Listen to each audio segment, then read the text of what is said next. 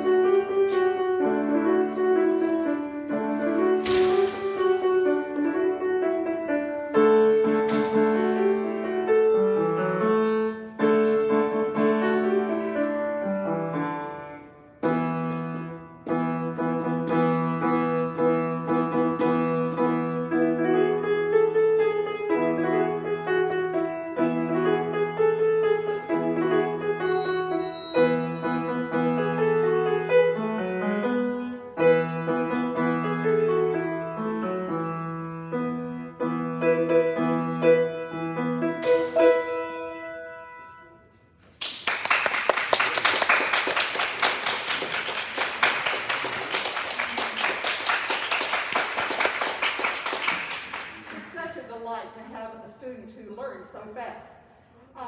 Our next composer is Florence Price. She was born in Little Rock, Arkansas in 1887. Her father was a dentist, her Her mother was a businesswoman, and she graduated from high school at the age of 14 as valedictorian in her class, and went on to New England Conservatory to earn 2 degrees in just 3 years. She got her degrees in piano and organ, and then she came back to Little Rock, and she taught, here's a picture of her, she taught piano to her students and to her 2 daughters. So I'd like to play a piece that she wrote for her students, and it's called Tickling Toes. And if your toes want to snap in this one, go ahead.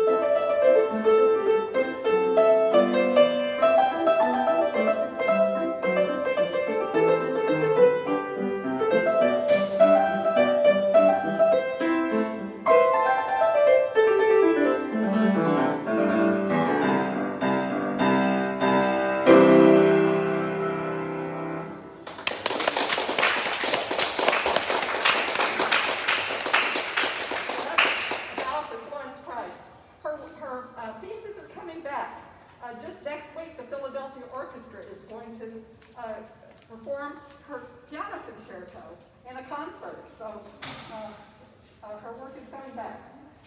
Luke is coming back too, and he is going to play a piece about an elephant, and the name of it is Mesopotamia.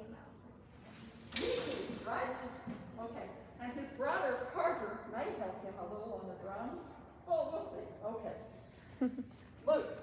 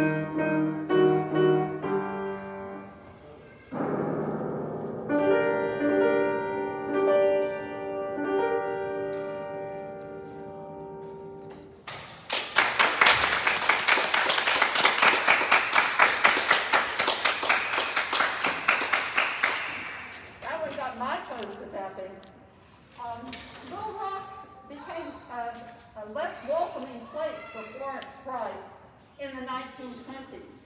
There were Jim Crow laws passed that kept her from voting. There were lynchings.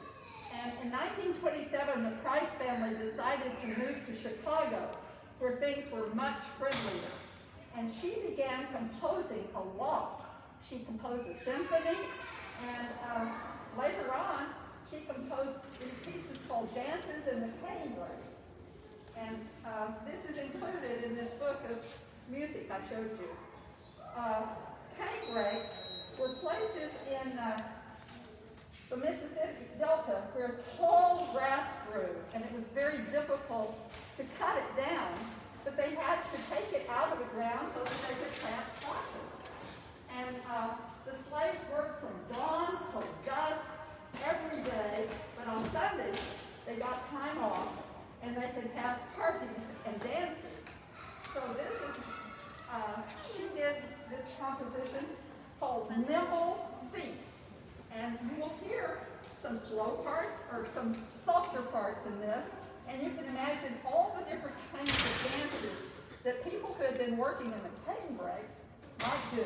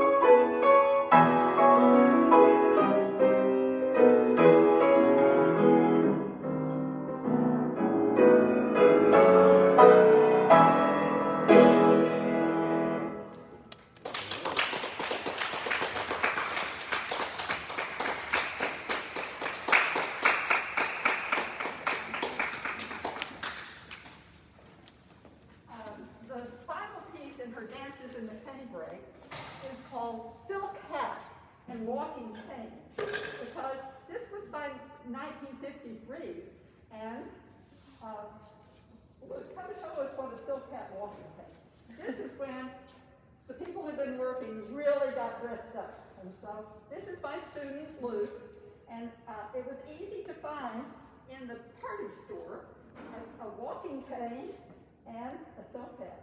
So he's going to walk through the library while I play Silk Hat and Walking Cane by Florence Price.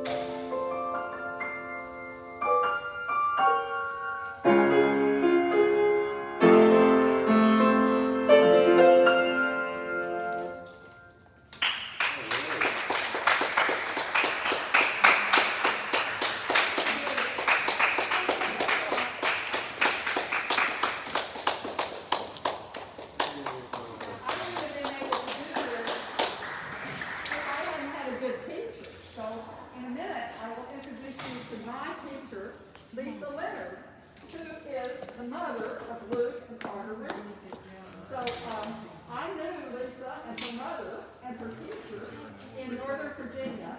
And then we just happened to end up in Boynton Beach together. And it's just been such a delightful thing to get to know them and spend time with them during this pandemic. So the last piece I'd like to play is called Scott Joplin's Maple Leaf Red. He too, like Jelly Roll Morton, was born in New Orleans. No, he was born in Texarkana, Texas. But later he played in New Orleans. And he was lucky. When he was 11 years old, he played the piano at a friend's house, and a wonderful German teacher said, "I hear you, you're good, I'll teach you for free." So he had free piano lessons. He learned a lot about European music. Then he went to New Orleans and heard all that jazz, and he started putting it together with strong beats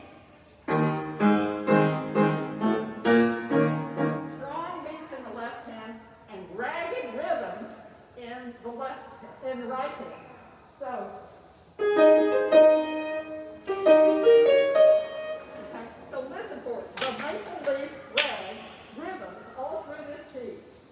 My grandmother played it. She learned it by ear. My mother played it. I play it, and my daughter plays it. And I don't know if it will get into the next generation or not. But here's Maple Leaf Red by Scott Joplin.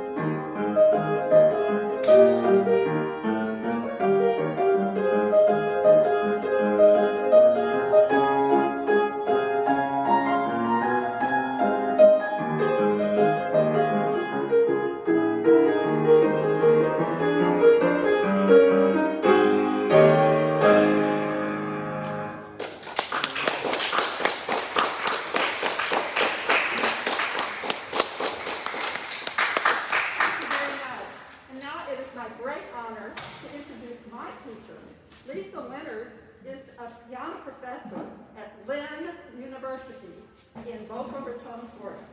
And she lives right here in Boynton Beach. And I'll hand it off to Lisa Leonard.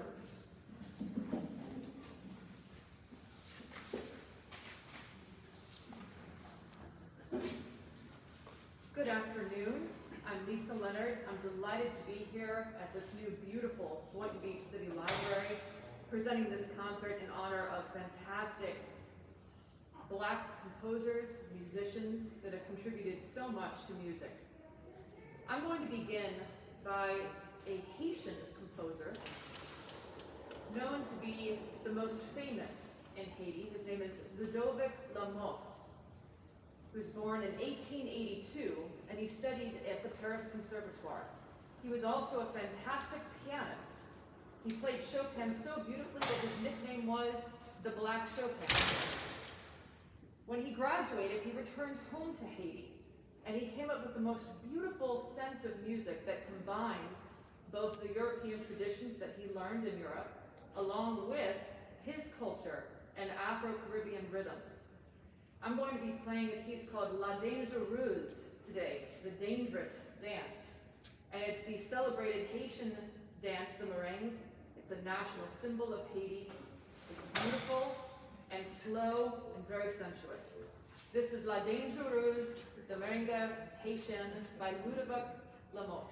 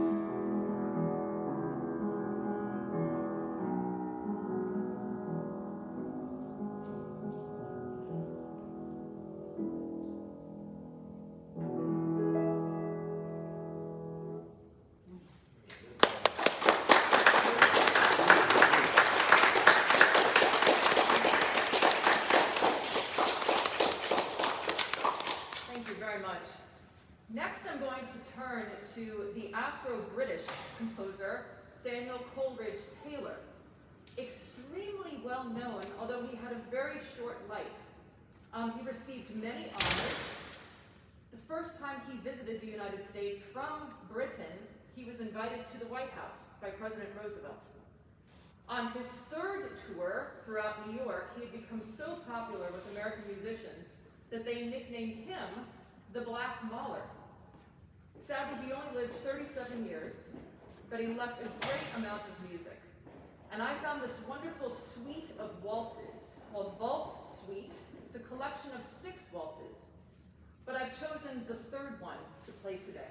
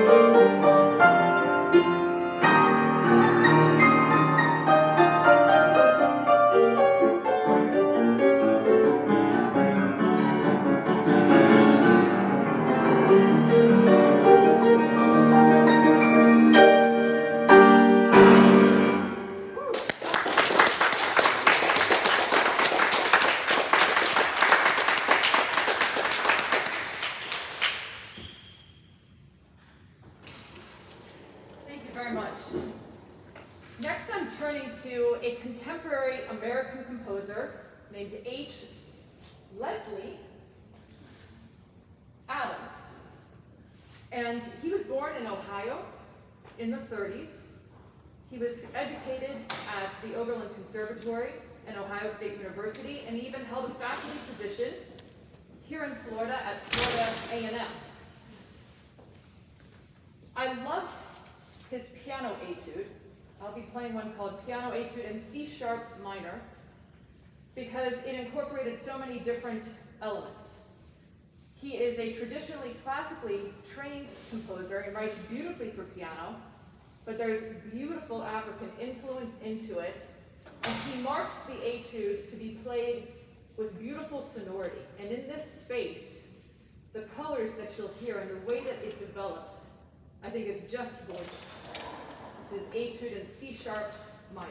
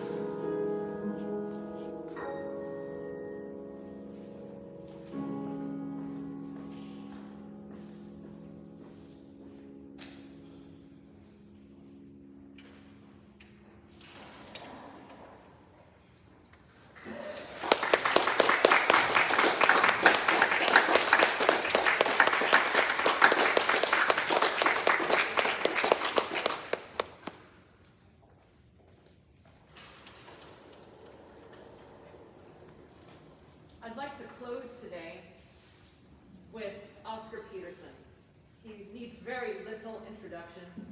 One of the greatest musicians of any genre of all times. Hails from Montreal. And what I'm going to present today is his first original composition. I mean, anybody that knows him, you probably know him from his jazz trio and solo jazz piano work as a performer. But he was an amazing composer as well. He wrote many original tunes. And throughout the pandemic, as my boys can attest to, I've become rather obsessed with Oscar Peterson, and I've gotten as many recordings as I can. Sometimes when I ask Alexa, Alexa, please play, they all wait, Oscar Peterson. And there's something just so true. And he's an amazing pianist as well. He received the highest honor from his government, called the Companion of Canada in the 1980s. But in 1962, he was encouraged by his then producer to write a hymn, something really bluesy. And Oscar said, I'm going to write a hymn to freedom. And it became really the anthem of the civil rights movement. It's more relevant today now than ever. I'd like to read, he worked with a poet, Harriet Hamilton. I'd like to read to you the words. When every heart joins every heart, and together yearns for liberty, that's when we'll be free. When every hand joins every hand, and together molds our destiny, that's when we'll be free. Any hour, any day, the time soon will come when we will live in dignity. That's when we'll be free. When everyone joins in our song and together sings in harmony, that's when we'll be free. This is Hymn to Freedom, inspired by Oscar's 1968 solo performance of it in Yugoslavia. And if my boys are courageous, when I get to the end of the hymn, they might show off beautiful African shakers. Show us what they sound like.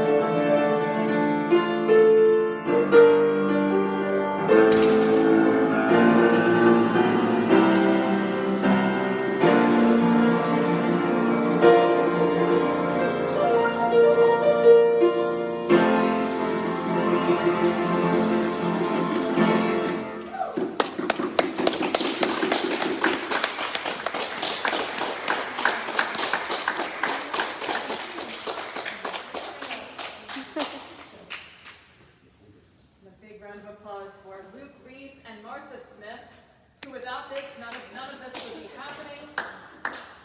And the city of Boynton Beach, and Maddie, thank you so much for having us. Of course. Thank you.